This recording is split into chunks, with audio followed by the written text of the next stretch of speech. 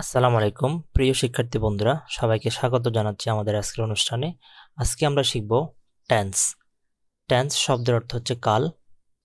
আগে একটু বলে রাখি, যদি টেন্স নিয়ে এই পিডিএফটি তোমরা পেতে চাও, আমাদের টেলিগ্রাম চ্যানেলে অ্যাড হয়ে পিডিএফটি ডাউনলোড করতে পারো।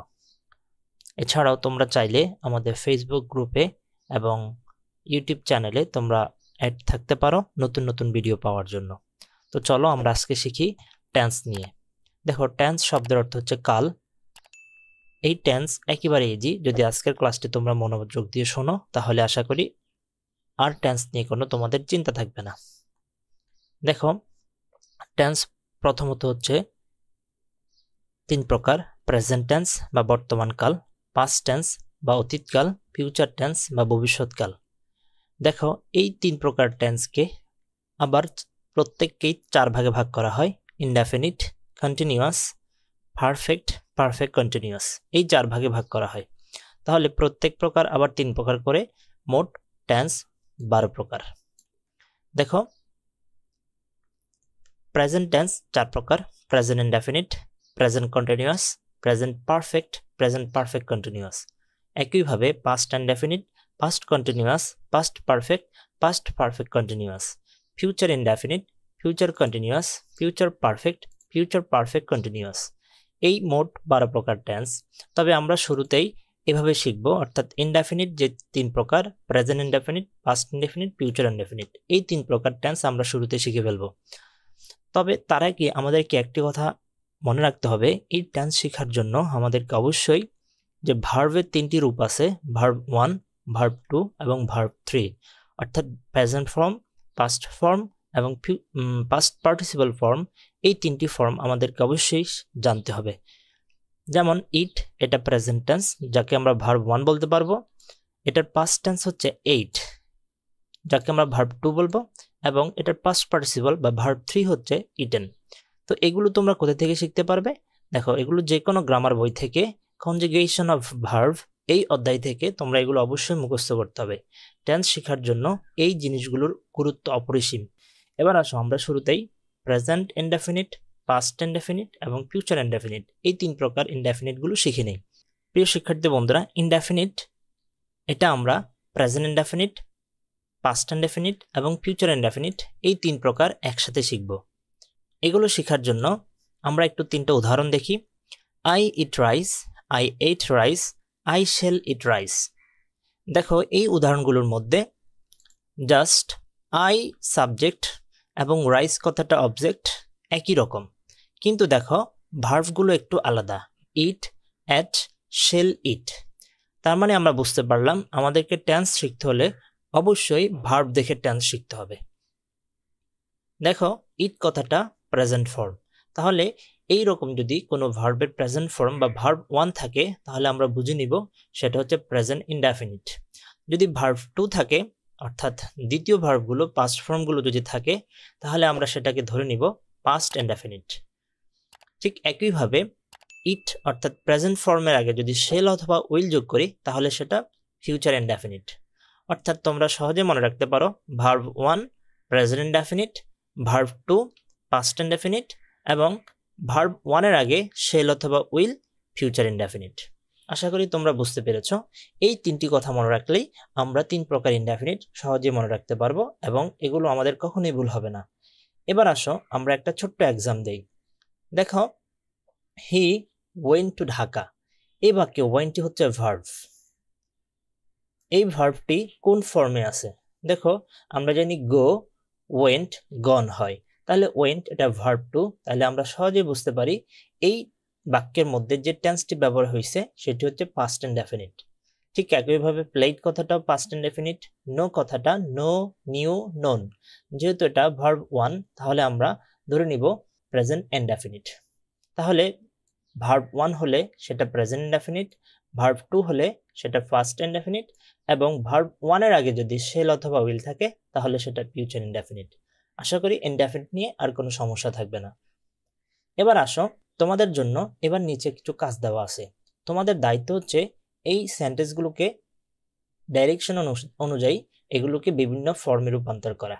যেমন হি ক্লিনড দ্য রুম, এখানে ক্লিনড কথাটা হচ্ছে ভার্ব, এটা কোন টেন্স আগে সেটা নির্ণয় করবা, তারপর এই বাক্যটিকে প্রেজেন্ট ইনডেফিনিট টেন্সে রূপান্তর করবা। আমি একটি করে দিচ্ছি, বাকিগুলো তোমরা নিজেরা করবা।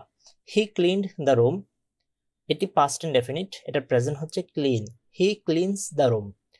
ঠিক এমনিভাবে বাকিগুলো তোমরা নিজেরা করবা খাতায়, এবং সেগুলো আমাদের কমেন্টে চাইলে তোমরা জানাতে পারো। মনে রাখবে বন্ধুরা, practice makes a man perfect. So নিজেকে পারফেক্ট করার জন্য বেশি বেশি প্র্যাকটিস করতে হবে। এবার চলো আমরা কন্টিনিউয়াস নিয়ে শিখব। দেখো এই ক্ষেত্রে আমরা আগের মতো 3টা কন্টিনিউয়াস একসাথে আমরা শিখব, অর্থাৎ প্রেজেন্ট কন্টিনিউয়াস, পাস্ট কন্টিনিউয়াস এবং ফিউচার কন্টিনিউয়াস। এই 3টি কন্টিনিউয়াস আমরা একসাথে শিখব, প্রেজেন্ট কন্টিনিউয়াস, পাস্ট কন্টিনিউয়াস এবং ফিউচার কন্টিনিউয়াস। দেখো এই 3টি কন্টিনিউয়াসের মধ্যে একটি মিল রয়েছে, সেটি হচ্ছে, দেখো আমি লাল কালি দিয়ে করে দিছি, ভার্বের সাথে আইএনজি থাকবে। কন্টিনিউয়াস হওয়ার জন্য 2টি শর্ত রয়েছে। এই উদাহরণগুলো তোমরা লক্ষ্য করলে দেখবে যে ভার্বের সাথে ভার্ব 1 এর সাথে আইএনজি যুক্ত আছে, এবং এম, ওয়াজ এবং শেল বি এই 3টি অক্সিলারি ভার্বের পরিবর্তন হয়েছে।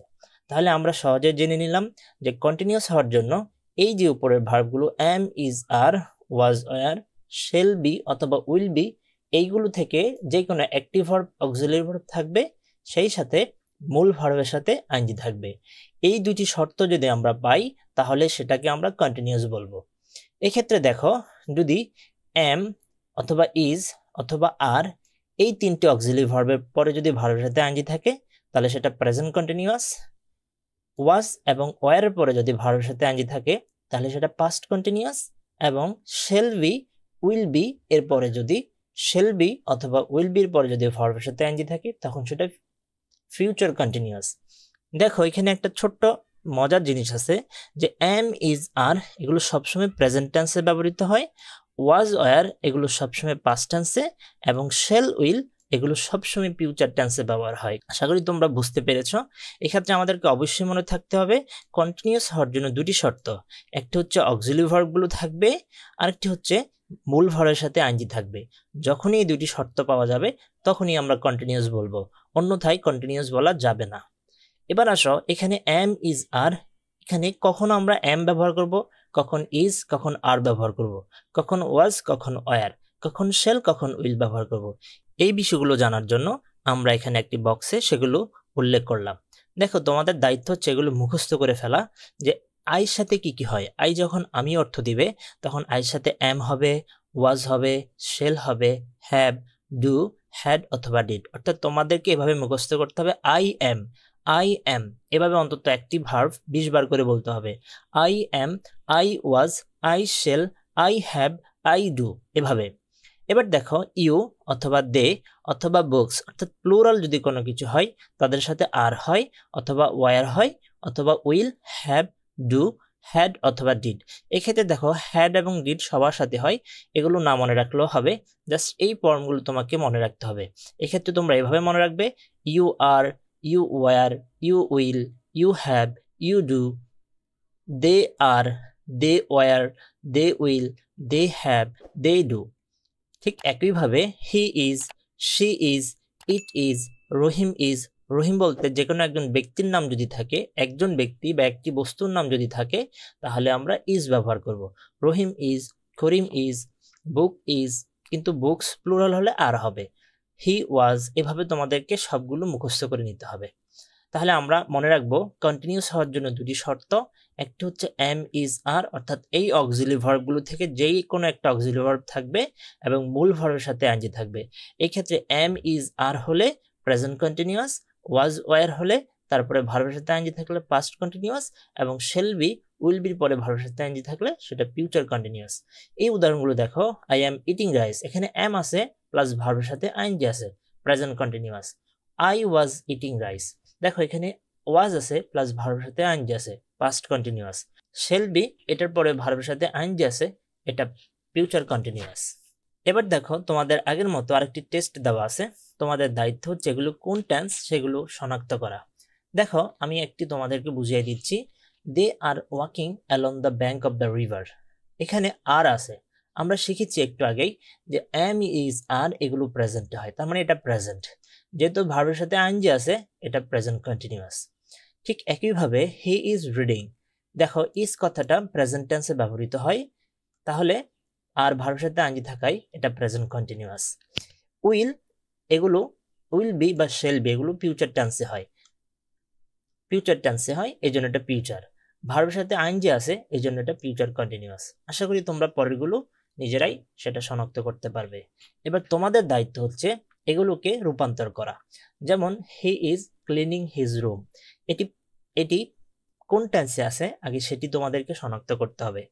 দেখো এখানে ইজ কথা থাকায় আমরা এটাকে প্রেজেন্ট কন্টিনিউয়াস বলবো, প্রেজেন্ট বলবো, আর ভার্বের সাথে আইএনজি থাকায় এটা কন্টিনিউয়াস। আশা করি তোমরা বুঝতে পেরেছো। এবার আমরা সেটাকে পাস্ট কন্টিনিউয়াস করব। দেখো যদি আমরা এই উদাহরণগুলো, এই স্ট্রাকচারগুলো খেয়াল করি, আমরা যদি এখানে আই জায়গায় যদি ওয়াজ ব্যবহার করি তাহলে সেটা পাস্ট হয়ে যাচ্ছে। তো তোমরা যদি এখানে হি এর জায়গায় যদি ইজ এর জায়গায় যদি তোমরা ওয়াজ ব্যবহার করো তাহলে সেটা পাস্ট কন্টিনিউয়াস হয়ে যাবে। He was cleaning his room, past continuous হয়ে যাবে। He is cleaning his room এটা প্রেজেন্ট কন্টিনিউয়াস, এটা পাস্ট কন্টিনিউয়াস হবে he was cleaning his room. তাহলে বাকিগুলো তোমরা করে নিবে। এবার আসো আমরা পারফেক্ট শিখবো। দেখো কন্টিনিউয়াসের মতো পারফেক্টও দুটি শর্ত রয়েছে, একটি হচ্ছে হ্যাভ, হ্যাজ এবং হ্যাড। শেল হ্যাভ অথবা উইল হ্যাভ এগুলো থেকে যে কোনো একটি থাকবে, প্লাস মূল ভার্বের পাস্ট পার্টিসিপল ফর্ম হবে, অর্থাৎ ভার্ব 3 থাকবে।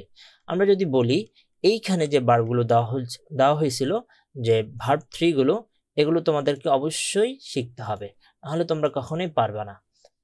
তাহলে এই সিরিয়ালের ভার্বগুলো যদি হয় তাহলে আমরা বুঝে নিব সেটা পাস্ট অথবা প্রেজেন্ট অথবা ফিউচার পারফেক্ট।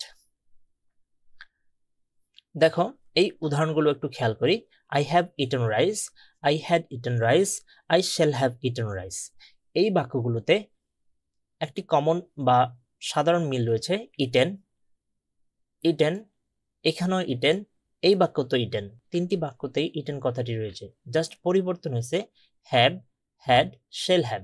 অর্থাৎ আমরা বুঝতে পারলাম হ্যাভ অথবা হ্যাজের পরে যদি ভার্ব 3 থাকে তাহলে সেটা প্রেজেন্ট পারফেক্ট, হ্যাড কথাটার পরে যদি ভার্ব 3 থাকে তাহলে সেটা পাস্ট পারফেক্ট, শ্যাল হ্যাভ অথবা উইল হ্যাভ এর পরে যদি ভার্ব 3 থাকে তাহলে সেটা ফিউচার পারফেক্ট। এক্ষেত্রে তোমরা মনে রাখবে যে হ্যাভ, হ্যাজ এগুলো সবসময় প্রেজেন্ট টেন্সে ব্যবহৃত হয়, কিন্তু যদি হ্যাভ এর আগে শ্যাল অথবা উইল থাকে তাহলে সেটা ফিউচার। এছাড়াও হ্যাড কথাটা শুধু পাস্ট টেন্সে ব্যবহৃত হয়। এই কথাগুলো একটু সাধারণভাবে মনে রাখলেই তোমার টেন্স কখনোই ভুল হবে না ইনশাআল্লাহ। এবার দেখো তোমাদের একটি টেস্ট দেওয়া হলো, by 5 PM they will have finished the meeting. এখানে দেখো উইল আছে প্লাস হ্যাভ আছে, তাহলে আমরা বুঝে নিচ্ছি এটা ফিউচার টেন্স। এখন কোন ফিউচার? যেহেতু ভার্ব 3 আছে তাহলে আমরা বুঝে নিব এটা ফিউচার পারফেক্ট। বাকিটাও দেখো ঠিক একইভাবে, হ্যাড কথা থাকলে এটা পাস্ট, আবার যেহেতু ভার্ব 3 আছে এর জন্য এটা পাস্ট পারফেক্ট। তার মানে হ্যাড এর পরে যদি ভার্ব 3 থাকে তাহলে সেটা পাস্ট পারফেক্ট, হ্যাভ অথবা হ্যাজ এর পরে ভার্ব 3 থাকলে প্রেজেন্ট পারফেক্ট, শেল অথবা উইল এর পরে যদি হ্যাভ থাকে এবং তারপরে যদি ভার্ব 3 থাকে তাহলে ফিউচার পারফেক্ট। এক্ষেত্রে দেখো পারফেক্ট হওয়ার জন্য দুটি শর্ত, একটি হচ্ছে এই ভার্ব 3 থাকবে এবং তার আগে এই অক্সিলারি ভার্বগুলো থাকবে, অন্যথায় কখনো পারফেক্ট হবে না। একটি শর্ত পাওয়া গেলে আরেকটি শর্ত না পাওয়া গেলে কখনোই পারফেক্ট হবে না। পারফেক্ট হওয়ার জন্য এই দুটি শর্তে পাওয়া যাইতে হবে, হ্যাভ হ্যাজ থাকবে ভার্ব 3 অথবা হ্যাড থাকবে ভার্ব 3 অথবা শেল হ্যাভ এরপরে ভার্ব 3 অবশ্যই থাকতে হবে। এবার আসো নিচের বাক্যগুলোকে আমরা পাস্ট পারফেক্টে রূপান্তর করব অথবা ফিউচার পারফেক্টে রূপান্তর করব। He will have cleaned his room by the evening. এই বাক্যে দেখো উইল থাকাতে আমরা বুঝে নিলাম এটা ফিউচার, হ্যাভ থাকার পরে ভার্ব 3 আছে এজন্য ফিউচার পারফেক্ট। তাহলে এখন যদি আমরা পাস্ট পারফেক্ট করতে যাই, জাস্ট শেল হ্যাভ অথবা উইল হ্যাভ এর জায়গায় জাস্ট হ্যাড কথাটা লিখলে সেটা পাস্ট পারফেক্ট হয়ে যাবে। আশা করি বুঝতে পেরেছো। He has cleaned his room, এখানে দেখো ফিউচার পারফেক্ট করার জন্য বলতেছে আমাদেরকে, তাহলে ফিউচার পারফেক্ট করার জন্য শেল অথবা উইল ব্যবহার করতে হবে, তারপরে ভার্ব 3।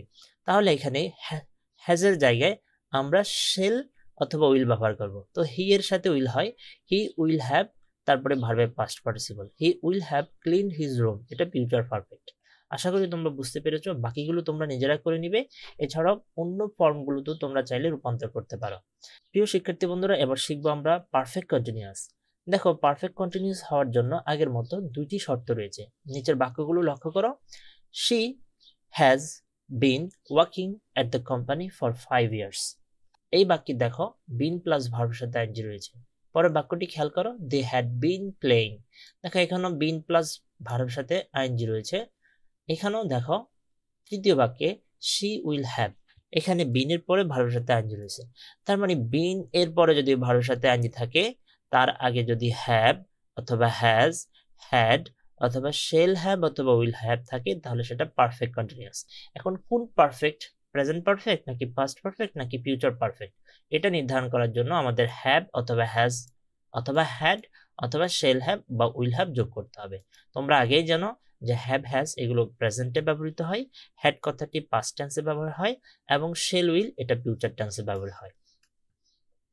দেখো তাহলে এই বাক্যটি যেহেতু হ্যাজ আছে, এটা প্রেজেন্ট পারফেক্ট কন্টিনিউয়াস, আর হ্যাড কথাটা থাকার কারণে, হ্যাড এর পরে বিন প্লাস ভার্বের সাথে আইএনজি থাকার কারণে এটা পাস্ট পারফেক্ট কন্টিনিউয়াস। উইলের পরে হ্যাভ প্লাস বিন এবং ভার্বের সাথে আইএনজি থাকায় এটা ফিউচার পারফেক্ট কন্টিনিউয়াস টেন্স। আশা করি বুঝতে পারছো। দেখো এই বাক্যগুলো আমরা যদি একটু খেয়াল করি, এগুলো হচ্ছে আমাদের টেস্ট দেওয়া হয়েছে। উইল হ্যাভ বিন প্লেইং, বলতো এটা কন্টেন্স।